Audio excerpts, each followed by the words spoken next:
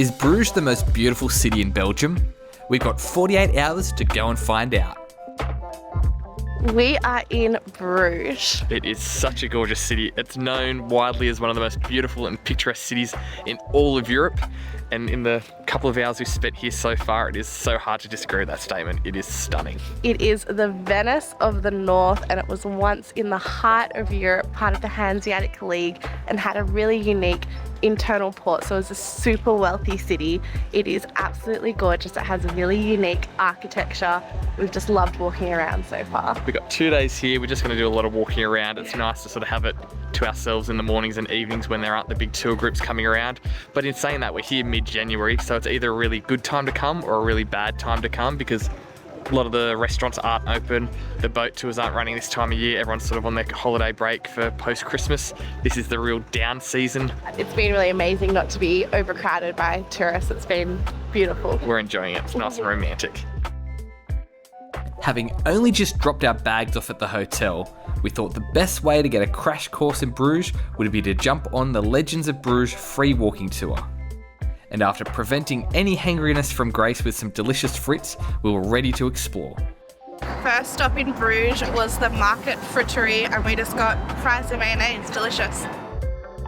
The tour gave us some great insight into the rise and fall of Bruges as an important trade city and took us around some of the key highlights, but we'll show you more of those a little bit later on in this vlog. More than just the walking tour itself, what we loved was meeting some great new people. With our new American and Australian friends, we decided to sample some delicious Belgian beer. Interestingly, we learned that most beer bars in Belgium will serve small bowls of cubed semi-soft cheese, which you then sprinkle with celery salt. The flavour of the celery salt cheese paired with the beer was just perfect. Check out our beer tour of Brussels if you are keen to see more about Belgian beers. Overnight there'd been a dusting of snow, but the sun came out for our day of exploring. As the old town of Bruges is actually quite small, we decided to take all of the great information from our free walking tour and retrace some of the steps on our own. This gave us more time and better weather to enjoy the monuments.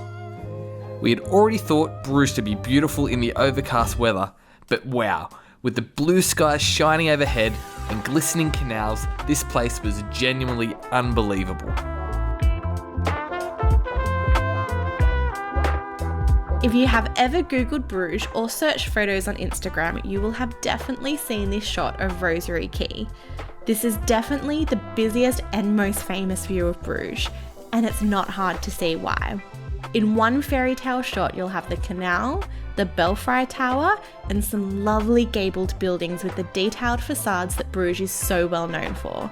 During the day, you may need to jostle with some other tourists for a spot, but if you go in the early morning or late evening, you may be lucky enough to have it all to yourself, just like we did. After our obligatory time spent gawking at the amazing Rosary Quay view, we turned around and spotted a bright red building with the words Waffle Bar at the top of its facade. For two hungry Australians who had yet to have breakfast, no two words were more appealing. We stepped inside for a nice hot morning coffee and some perfect freshly made waffles. So good. Really good. Best waffles so far. Yeah? I went a little bit overboard. I got chocolate and caramel sauce though, so that might be why.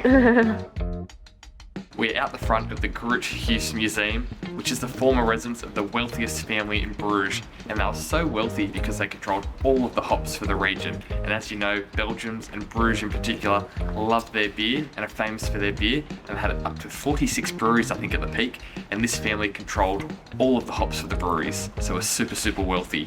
And they even created this super secretive organisation called the Order of the Fleece, which all the royal family, all the leaders of states, presidents, prime ministers automatically become a part of, but there's not a lot of information about it, so quite secretive. And this beautiful building, super detailed, adjoins the church as well, Our Lady, I think it's called Our Lady's Church.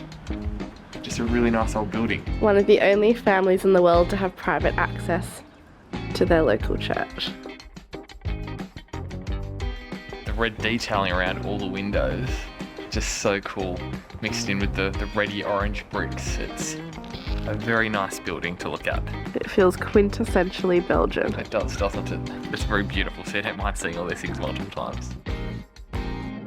We're here at St. Bonifacius Bridge and oh my goodness, it is so pretty. It is so picturesque behind me and the bridge itself is stunning. It's morbidly made with tombstones, but we're definitely lucky that we're here mid-January because it's already a little bit busy and apparently it is teeming with tourists in the summer months, but it is stunning. Definitely a spot to visit when you're in Bruges. After enjoying the view from the ground, we were excited to get a bit of a higher perspective. This view wasn't going to come easy though. One of the best views in the city is from the top of the Belfry Tower, which is positioned in the main square. To get there though, you have to climb over 300 stairs, which get super narrow and steep at the top.